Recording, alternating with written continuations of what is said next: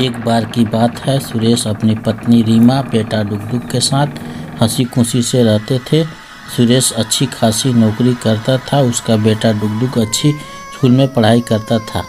फिर अचानक सुरेश का ट्रांसफ़र दूसरी जगह हो जाता है। सबको नया घर पसंद आता है, सब लोग सामान रख कर सो जाते हैं। तभी रसोई से कुछ आवाज़ आता है, किसी ने खिड़की खोली। कोई रसोई के अंदर आया है, पर कोई नहीं। वहाँ बंदर होते हैं, बहुत भूखे होते हैं। बंदर को रसोई की खिड़की खुली मिलती है, बस वहाँ घुस जाते हैं। वहाँ जो मिला खाते और इधर उधर नुकसान करते हैं, फिर चले जाते हैं। फिर सुबह होती है। रीमा रसोई में खाना बनाने आती है। रसोई की हालत देखकर जोर से चिल्लाती है। हे भगवान, ये क्या हो गया? अजी जल्दी आओ, देखो तो जरा ये सब क्या हो गया। रीमा के चीख सुनकर रमेश दौड़ के भाग आता है। देखो उसका भी होश उड़ जाता है। अरे ये सब किसने किया? इतनी बुरी हालत कौन कर सकता है? कितनी अजीब बात है कि पूरा घर बिल्कुल ठीक है, बस रसोई की हालत ऐसी है। मुझे तो कुछ समझ नहीं आ रहा जी, आप जरा पुलिस में कंप्लेंट कर। रमेश जाता तभी ढाबे वाला उसे मिलता है। और भाई साहब, आप यहाँ नए हो ना? जी हम कल ही आए हैं, पर पता नहीं रात को हमारे घर में कौन घुस गया, पूरी रसोई में सब बर्बाद हो गया। अरे भाई साहब, आप यहाँ नए हो ना, इसीलिए आपको कुछ नहीं पता। ये सब उन बंदरों का काम है। हाँ बंदर, हाँ बंदर। इस बाग में बहुत सारे बंदर रहते हैं। वो अक्सर खाने पीने के लिए कुछ ना कुछ ढूंढते रहते हैं। कल आपकी खिड़की शायद खुली रह गई होगी, तभी उनको मौका मिल गया। ओह, तो ये बात है, फिर तो मुझे कोई दिक्कत ना है। मैं तो हूँ ही हनुमान जी का भक्त, और आते ही उन्होंने हमारे घर दर्शन दे दिए। इससे अच्छी और क्या बात होगी? अरे भाई साहब, अभी आप नए हो, कुछ दिन रह लोगे तो सर पकड़ कर रोने लगोगे। इतना बुरा हाल किया हुआ है यहाँ बंदरों ने। रोज मेरे ढाबे से ना कुछ खा जाते हैं, मैं तो बहुत दुखी हूँ इनसे। हाँ अरे ना ना, ऐसा कभी ना होगा। चलो जी, मैं बाद में मिलता हूँ। महेश अपने घर आकर अपने बीबी से पूरी बात बता देता है। उसकी बीबी रोज खिड़की के पास खाना बना के रख देती है कि ताकि बंदर आके उसे खाएं। बंदरों से महेश के परिवार को कोई दिक्कत नहीं था। मोहल्ले वाले बंदर से परेशान थे, ज़्यादा परेशान था उस ढाबे वाले का। रात को आकर छितिर बितिर कर देते सब बंदर। गुस्से में रहता था ढाबे वाला। अरे इन बंदरों ने तो मेरा जीना हराम कर दिया है। अब इनको कुछ ना कुछ इंतजाम करना ही पड़ेगा। हाँ, ढाबे वाला बहुत परेशान था, पूरे खाने में जहर मिला देता है। धीरे धीरे पूरे बंदर मर जाते हैं। ढाबे वाला बहुत खुश होता है। वाह, अब जल्दी से इनको ठिकाने लगाना पड़ेगा। एक काम करते हैं, यहीं पार्क में बड़ा सा गड्ढा खोद कर इनको दफना देते हैं। हाँ बाबूजी, इनको यहीं दफनाना ठीक रहेगा। जल्दी से हम अब वहीं गड्ढा खोद देते हैं। ढाबे वाला पूरे बंदर को गड्ढे में खुनवा कर टपवा देता है, फिर अपने ढाबे पे जाता है। पहले दिन पूरे ढाबे पे बहुत भीड़ रहती है। धीरे धीरे लोग ढाबे पर आना जाना छोड़ देते हैं। बंदर के लिए सब आते हैं।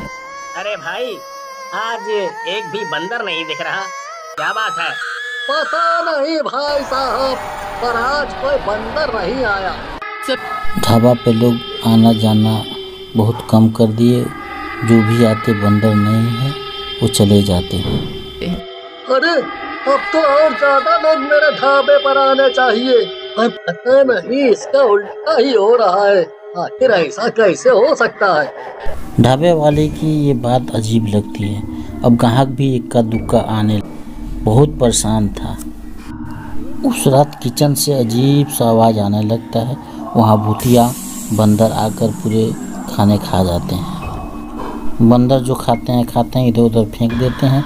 और बहुत खुश होते हैं और उसी में खेलते कूदते हंसते सब कुछ करते हैं, खाते हैं, सुखाते हैं और सब बर्बाद करके चले जाते हैं। जब ढाबे वाला आता है तो उसका होश ही उड़ जाता है। अरे बाप रे, ये क्या हो गया? मेरा ढाबा किसने बर्बाद किया? अरे ये सब कौन खा गया? रसोई में तो ताला लगा था, पर ये किसने और कैसे खोला? अरे बाबूजी, ये तो देखकर ऐसा लग रहा है कि यहाँ बंदर आए थे, बंदर। हाँ। ए, पगला गए हो क्या तुम? बंदर? अरे वो कैसे आ सकते हैं? उनको तो हमने मार दिया था ना। हाँ, पर ये काम इंसानों का बिल्कुल नहीं लग रहा है। आप जरा वो कच्ची खाई हुई सब्जियों पर नजर डालो, ऐसे तो बस वही बंदर आकर खाया करते थे। हाँ। ढाबे वाला सोच में पड़ जाता है। पूरा ढाबे सही से इधर उधर था सब करता है, फिर खाना बनाता है। फिर बंदर रात को आते हैं, पूरी तहस नहस करके फिर चले जाते हैं। ढाबे वाला पूरा परेशान हो जाता है। बहुत दिनों तक ऐसा ही चलता रहा। ढाबे वाला बहुत परेशान था। महेश वहाँ से गुजर रहा था, तभी ढाबे वाले को देखा और रुका। अरे क्या हुआ भाई साहब, आप रो क्यों रहे हो?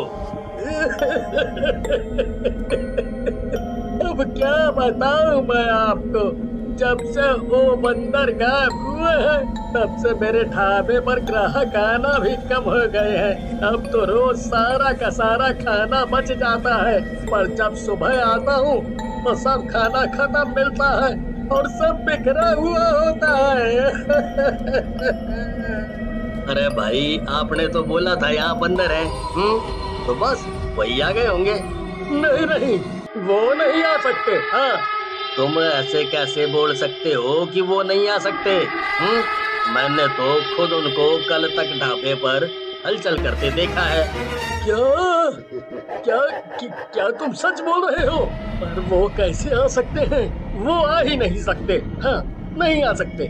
पर क्यों, ये तो बताओ।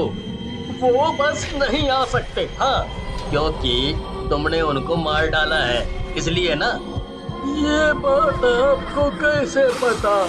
क्योंकि मैं हनुमान जी का भक्त हूँ और बंदर हनुमान जी का रूप है। जो तुम नहीं देख सकते हो, मैं वो देख सकता हूँ। उन बंदरों की भाषा समझ सकता हूँ। मुझे उन बंदरों ने समझाया कि कैसे तुमने उनको मार डाला और इसीलिए तुम आज बर्बाद हो गए हो। अरे भाई, क्या तुमने कभी सोचा कि बंदरों के मरने के बाद तुम्हारे ढाबे पर लोग क्यों आना बंद हो गए?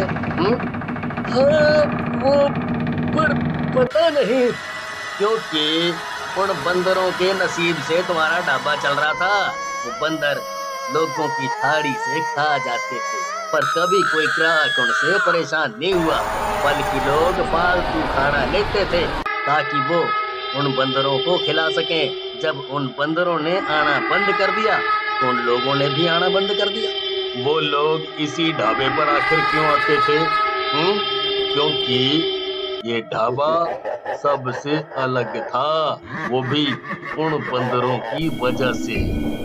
ये तो मैंने कभी सोचा ही नहीं। उन बंदरों के होते सब अच्छा था और उनके मरते ही सब बर्बाद हो गया, सब बर्बाद हो गया। महेश वहाँ से चला जाता है। इधर ढाबे वाला कुछ सोचता है और फिर खाना बनाना चालू करता है और रात को छोड़कर चला जाता है।